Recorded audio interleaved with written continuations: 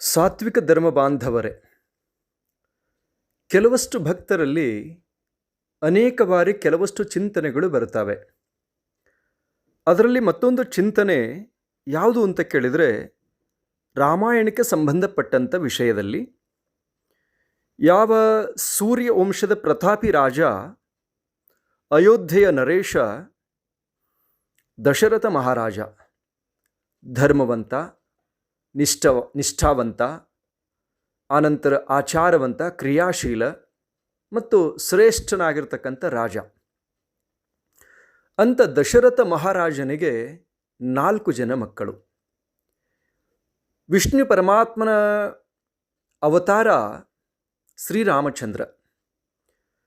ಆನಂತರದಲ್ಲಿ ಆದಿಶೇಷನ ಅವತಾರವೇ ಲಕ್ಷ್ಮಣ.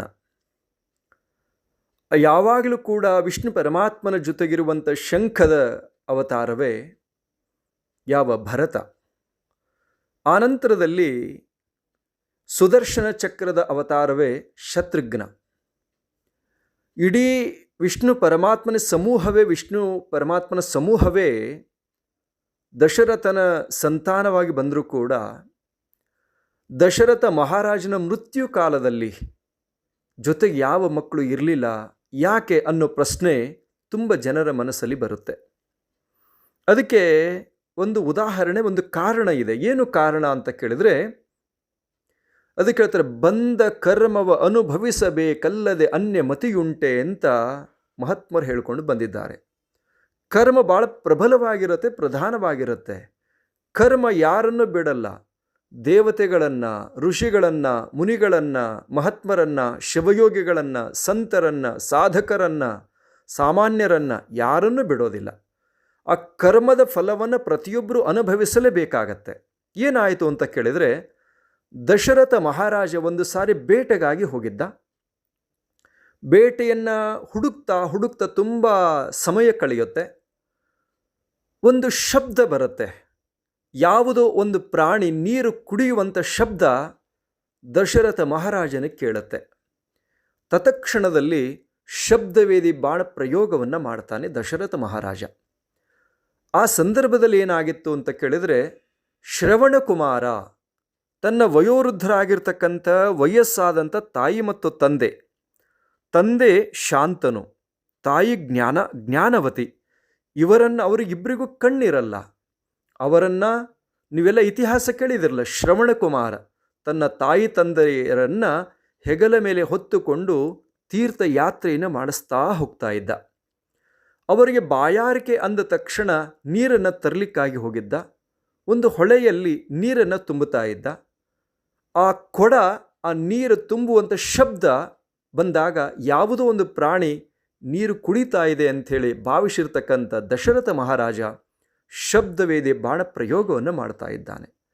ಆ ಬಾಣ ದಶರಥ ಮಹಾರಾಜನ ಪ್ರಬಲವಾಗಿರ್ತಕ್ಕಂಥ ಆ ಅಸ್ತ್ರ ಯಾವ ಶ್ರವಣಕುಮಾರನಿಗೆ ನಾಟುತ್ತೆ. ಆವಾಗ ಅವನು ತುಂಬ ವೇದನೆಯಿಂದ ಕೂಗುತ್ತಾ ಚೀರ್ತಾ ಪ್ರಾಣವನ್ನು ತ್ಯಾಗ ಮಾಡೋ ಪ್ರಸಂಗ ಬರುತ್ತೆ. ಆ ನಂತರದಲ್ಲಿ ಯಾವುದು ಮನುಷ್ಯನ ಧ್ವನಿ ಕೇಳುತ್ತೆ ಅಂತ ತತ್ಕ್ಷಣದಲ್ಲಿ ದಶರಥ ಮಹಾರಾಜಲ್ಲಿ ಓಡಿ ಬರ್ತಾ ಇದ್ದಾನೆ. ಬಂದು ನೋಡಿದರೆ ಶ್ರವಣಕುಮಾರ. ಆವಾಗ ತನ್ನ ತಪ್ಪಿನ ಅರಿವಾಯಿತು. ನನ್ನ ಕ್ಷಮಾ ಮಾಡು ಅಂತ ಏನಿಲ್ಲ ಬೇಡ್ತಾನೆ. ಆದರೆ ಅವನು ಹೇಳ್ತಾನೆ, ನನ್ನ ವಯಸ್ಸಾಗಿರ್ತಕ್ಕಂಥ ತಾಯಿ ತಂದೆ ಬಾಯಾರಿಕೆಯಿಂದ ಬಳಲ್ತಾ ಇದ್ದಾರೆ. ದಯಮಾಡಿ ಅವ್ರಿಗೆ ಹೋಗಿ ಈ ನೀರನ್ನು ಕೊಟ್ಟ ಮೇಲೆ ಈ ವಿಷಯವನ್ನು ಹೇಳ್ರಿ, ಅಲ್ಲಿವರೆಗೆ ಹೇಳಬೇಡಿ ಅಂಥೇಳಿ ತತ್ಕ್ಷಣದಲ್ಲಿ ಪ್ರಾಣತ್ಯಾಗವನ್ನು ಮಾಡಿದ ಶ್ರವಣಕುಮಾರ. ಆನಂತರದಲ್ಲಿ ಹೋಗಿ ದಶರಥ ಮಹಾರಾಜ ಶಾಂತನು ಮತ್ತು ಜ್ಞಾನವತಿಯ ಬಳಿಗೆ ಹೋಗಿ ನೀರನ್ನು ಇಡ್ತಾನೆ. ಯಾಕಪ್ಪ ಲೇಟ್ ಆಯಿತು ಅಂತವ್ರು ಮಾತಾಡಲ್ಲ. ಯಾಕೆ ಮಾತಾಡ್ತಾ ಇಲ್ಲಪ್ಪ ಅಂಥೇಳಿ ಹೇಳ್ತಾರೆ. ಆದರೂ ಮಾತಾಡಲ್ಲ. ಆವಾಗ ಅವರಿಗೆ ಅನುಮಾನ ಬರಲಿಕ್ಕೆ ಶುರುವಾಗತ್ತೆ. ನೀನು ಯಾರು ಅಂಥೇಳಿ ಅವರು ಭಾಳ ಜೋರಾಗಿ ಕೇಳಿದಾಗ ನಡೆದ ಘಟನೆಯನ್ನು ದಶರಥ ಮಹಾರಾಜ ಅವ್ರಿಗೆ ಹೇಳ್ತಾನೆ. ಆವಾಗ ಅವರು ಹೇಳ್ತಾರೆ, ಶ್ರೇಷ್ಠ ಸಂತತಿ ನನ್ನ ಮಗ ಅತ್ಯಂತ ಉತ್ತಮವಾಗಿರ್ತಕ್ಕಂಥ ವ್ಯಕ್ತಿಯನ್ನು ಮೋಸದಿಂದ ನೀನು ಹೊಡೆದು ಕೊಂದೆಲ್ಲ.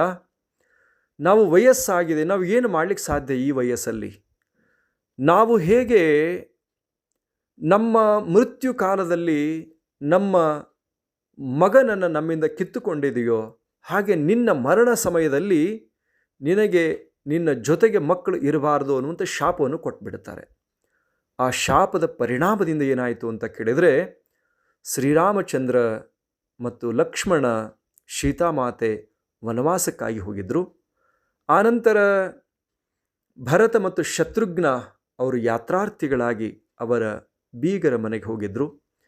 ಹೀಗಿರುವಂಥ ಪ್ರಸಂಗದಲ್ಲಿ ಯಾವ ದಶರಥ ಮಹಾರಾಜನ ಮೃತ್ಯು ಆಗತ್ತೆ, ಆ ಸಮಯದಲ್ಲಿ ಮಕ್ಕಳು ಯಾರೂ ಜೊತೆಗಿರಲ್ಲ, ಬಹಳ ನೊಂದು ಮರಣವನ್ನು ಹೊಂತಾನೆ ಅಂತಕ್ಕಂಥದ್ದು. ಅದಕ್ಕೆ ಕಾರಣ ಏನು ಅಂತ ತಮಗೆಲ್ಲ ತಿಳಿತು ಅಂತ ಅನ್ಕೋತಾ ಇದ್ದೇವೆ. ಹಾಗಾಗಿ ಕರ್ಮ ಭಾಳ ಪ್ರಬಲವಾಗಿರುತ್ತೆ, ಪ್ರಧಾನವಾಗಿರುತ್ತೆ. ಆ ಕರ್ಮದ ಫಲವನ್ನು ಪ್ರತಿಯೊಬ್ಬರೂ ಅನುಭವಿಸುವಂಥ ಅನಿವಾರ್ಯತೆ ಇರುತ್ತೆ. ಯಾರೂ ಕೂಡ ಕರ್ಮವನ್ನು ಪ್ರಶ್ನೆ ಮಾಡುವಂತಿಲ್ಲ. ಯಾಕೆ ಹಿಂಗಾಯಿತು ಅನ್ನೋ ಹಾಗಿಲ್ಲ.